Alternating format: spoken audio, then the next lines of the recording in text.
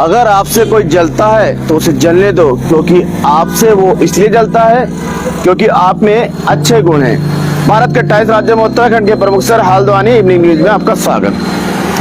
संसद में आज नारी बंधन मुद्दा बिल, उस पर चर्चा परिचर्चा। विपक्ष ने हिंदी और अंग्रेजी भाषा घंटों में बहसबाजी हुई। फिलहाल मोदी जी से स्टार्ट करते हैं। 3 दशकों से महिलाओं का हक दबा हुआ है जो उन्हें मिलना चाहिए। आज की महिला चूंकि चौले तक सीमित नहीं रहना चाहती, सीधे निर्णायक रूप के भागीदारी के रूप में MP MLA के रूप में निर्णायक भूमिका चाहती है। और मैं इस बात का विज्ञापन भी जारी करा दूंगा कि इसमें सभी दलों का सहयोग है, ना कि सिर्फ मेरा BJP का। मैं शब्दों के खेल में नहीं जाना चाहता, आप सभी समर्थन कर दो।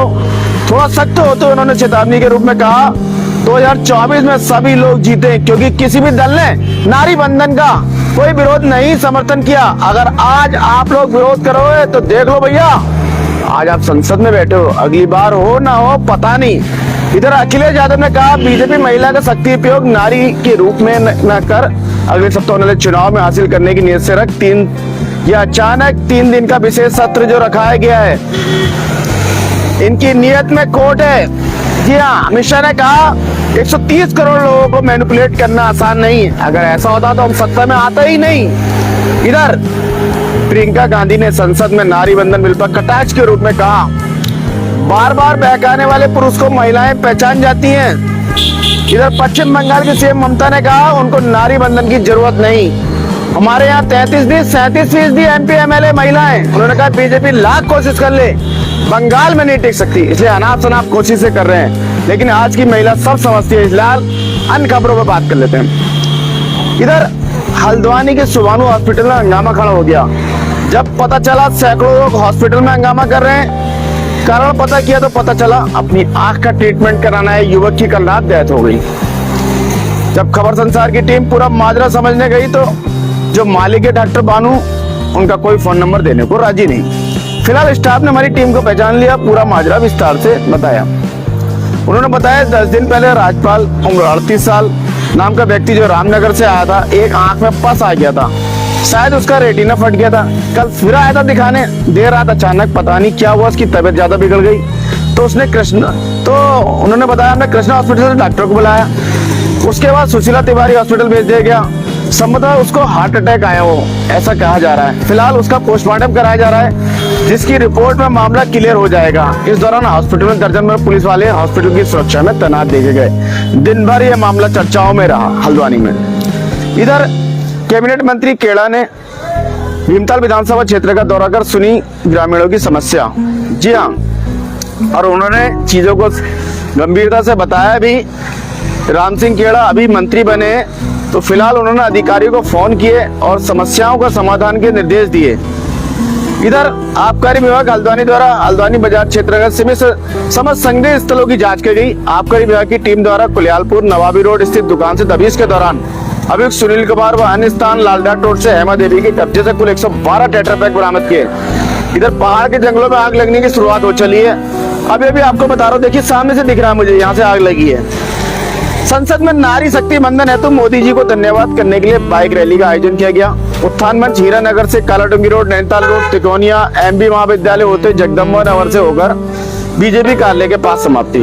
कार्यक्रम में मंजू गौड़, सुमित्रा, रेणु अधिकारी, कल्पना बोरा, भूमिका गोयल, राशि जैन, आभा गोस्वामी, कंचन भट्ट, गंगा शाह, गुंजन बसंती, रीना, तारा पांडे, प्रतिभा जोशी, सीमा बत्रा, तमाम लोग ये शामिल थी महिलाएं। इधर बात करें हम देश की राजधानी से तो दिल्ली विश्वविद्यालय परिषद ने असहमति के बावजूद 5% क्रेडिट योजना को मंजूरी दी।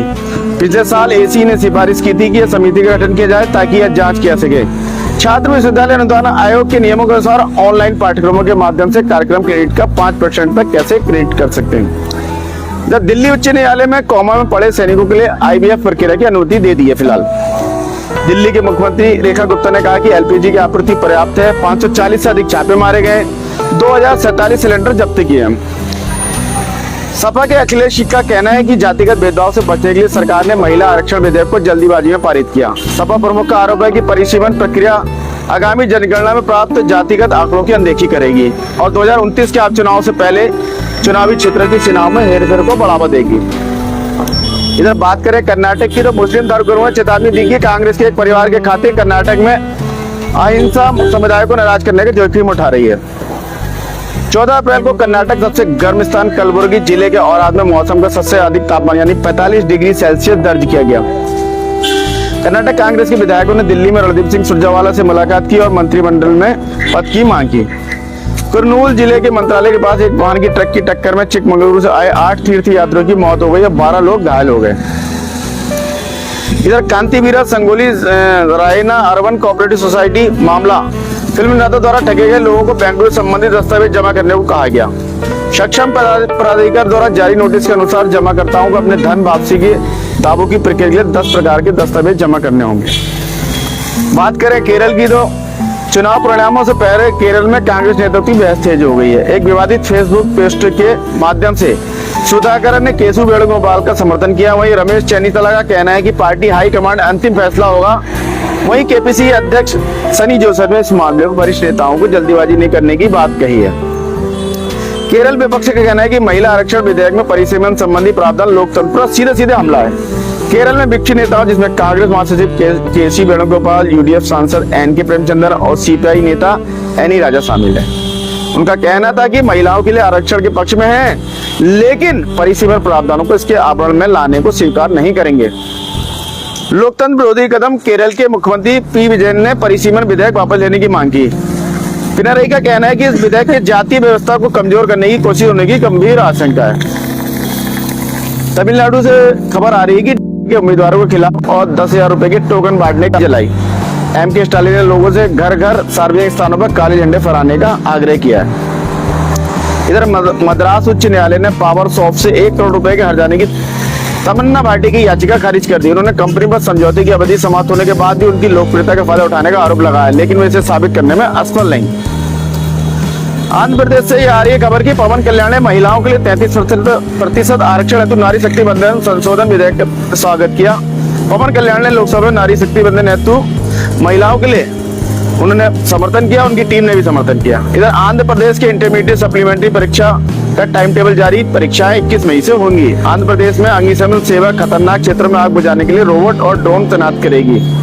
20 किलोग्राम की भार वहन क्षमता वाले ये ड्रोन पानी, अग्निशमन पाउडर या अग्निशमन उपकरण ले जा सकते हैं और उनका उपयोग आपात स्थितियों में किया सकता है। सीबीआई की कक्षा 10 के परिणाम, विजयवाड़ा और त्रिवेंद्रम, जी हाँ, 99.79 के साथ शीर्ष पद पर कुल प्रतिशत उत्तीर्ण का 93.70।